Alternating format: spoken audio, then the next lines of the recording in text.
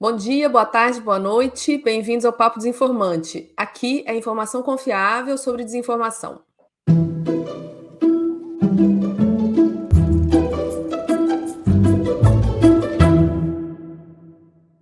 Ontem saiu um documento assinado por 26 organizações da sociedade civil pedindo aí para as plataformas agirem, né, contra conteúdos antidemocráticos que continuam circulando nas redes. O próprio protesto aí, o próprio bloqueio, na verdade, das estradas foi tramado aí em aplicativos de mensagem, por exemplo.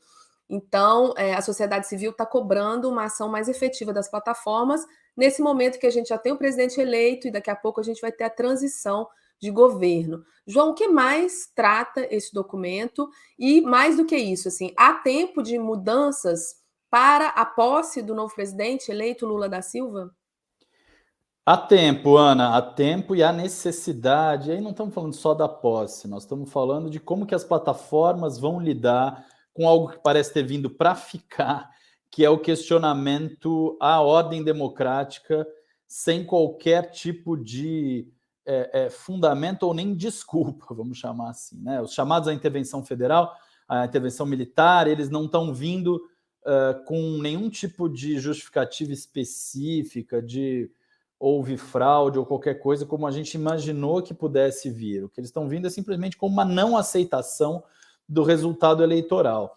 E aí eu acho que nós, como sociedade e as plataformas, precisam ter condição de discernir, de diferenciar o que é uma manifestação legítima de questionamento a governos, de questionamento, inclusive, a processos eleitorais, onde há qualquer indício de fraude, e etc. E o que é uma simples manifestação antidemocrática que quer minar a confiança da população na democracia e buscar a implementação pela força de um regime autoritário a partir simplesmente da não aceitação do resultado das urnas.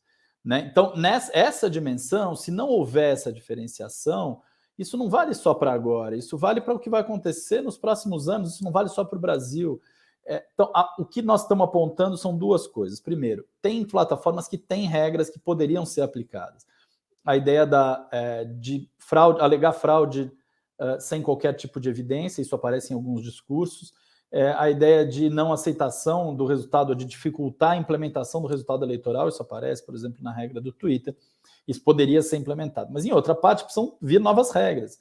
E as regras precisam ser capazes de fato responder a uma realidade que está posta, que é de uso das plataformas digitais como trampolim para o golpismo.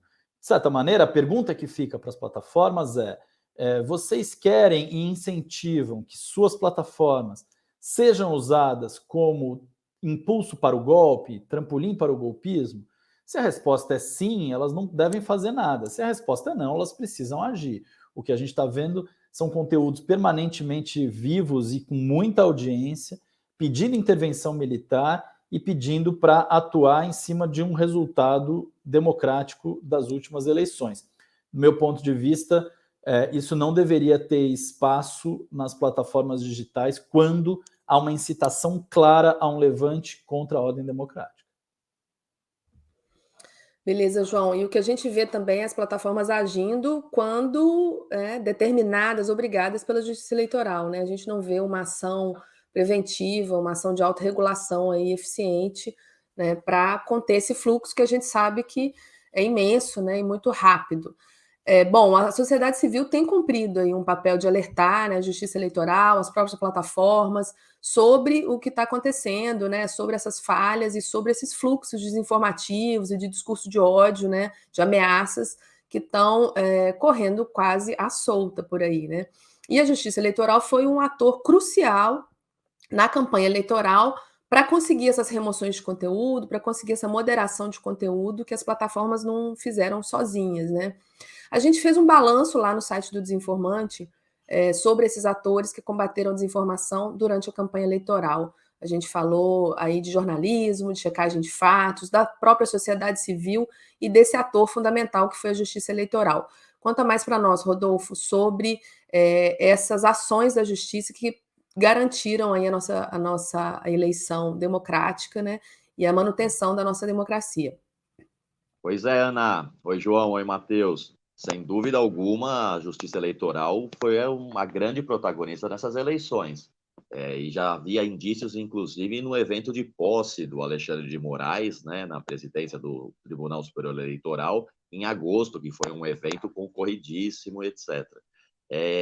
Como se tentou procurar evitar a mesma repetição do cenário de desinformação que houve nas eleições passadas, a Justiça Eleitoral tentou criar um esquema que pudesse diminuir ou mesmo evitar a desinformação e as fake news. Nesse sentido, houve um programa de enfrentamento à desinformação feito pelo Tribunal Superior Eleitoral, em conjunto com as plataformas, na tentativa de justamente identificar e retirar materiais ou publicações nocivas aí ao processo eleitoral. Mas, sem dúvida alguma, um grande destaque foi a resolução aprovada já no segundo turno eleitoral, e impôs um prazo mais curto às plataformas de retirar conteúdos desinformativos, como também a possibilidade do tribunal agir em ofício, né, de ofício, ou seja, de poder, sem provocação, retirar materiais idênticos e semelhantes, que fossem classificados como desinformação. Agora, se isso deu certo, se isso foi o suficiente, é uma questão que a gente tem que avaliar aí, porque a gente percebeu que todo o processo eleitoral foi marcado fortemente pela desinformação, mas cabe agora fazer também um balanço exatamente do que foram essas atividades e também pensar em aprimoramentos aí para que as coisas não se repitam. Enfim, foi uma ação muito diferente dos outros pleitos eleitorais no que toca à desinformação, só que agora a gente precisa perceber e avaliar se foi suficiente. Enfim, é contigo, Ana. Pelo menos distribuir um pouco, né, desse encargo, né, Rodolfo? Não deixar tudo nas costas aí do judiciário. Após a compra pelo bilionário Elon Musk, o Twitter foi invadido por discursos de ódio. A plataforma diz que foi alvo de trollagem. Qual que é a verdade nessa história, Matheus? Oi, Ana, oi, Rodolfo, oi, João. Isso mesmo, Ana. Na quinta-feira, né, foi anunciado a compra do Twitter pelo empresário. E na quinta-feira mesmo, o Musk foi ao seu perfil twittar: "O pássaro é liberto". Mas o que a gente viu, de fato, depois dessa mensagem do Musk foi um aumento de discursos de ódio sendo proferidos dentro da plataforma.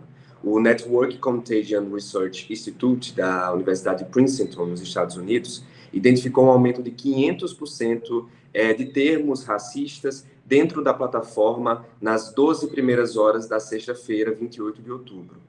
Já os pesquisadores da Montclair State University também observou que a rede ela recebeu um aumento, né, de discursos de ódio instantâneo depois do anúncio da compra de Musk.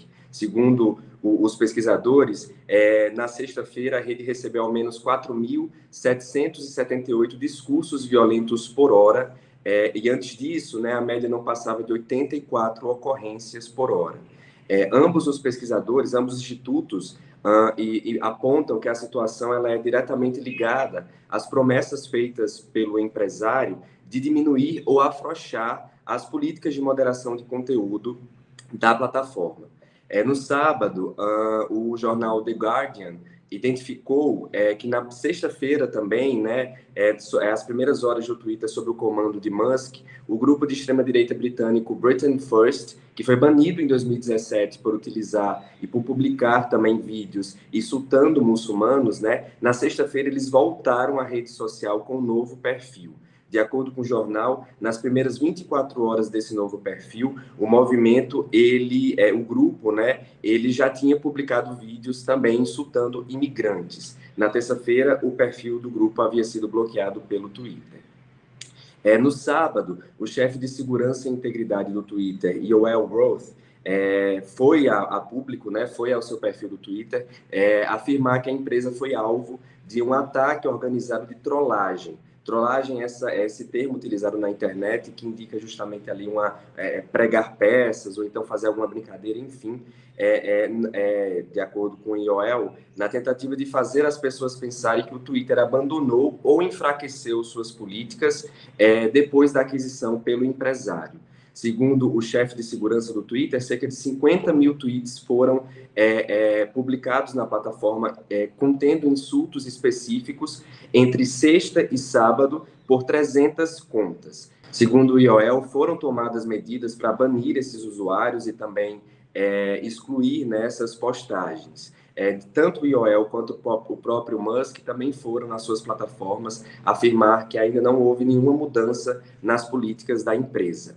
Essa matéria você lê na íntegra no nosso site www.desinformante.com.br. Ana? Obrigada, Matheus. O Papo Desinformante fica por aqui. Obrigada pela audiência. No Twitter e no Instagram nós somos DesinformanteBR, @DesinformanteBR. Assina aqui o canal, ative o sininho para você não perder os próximos. Obrigada. Tchau.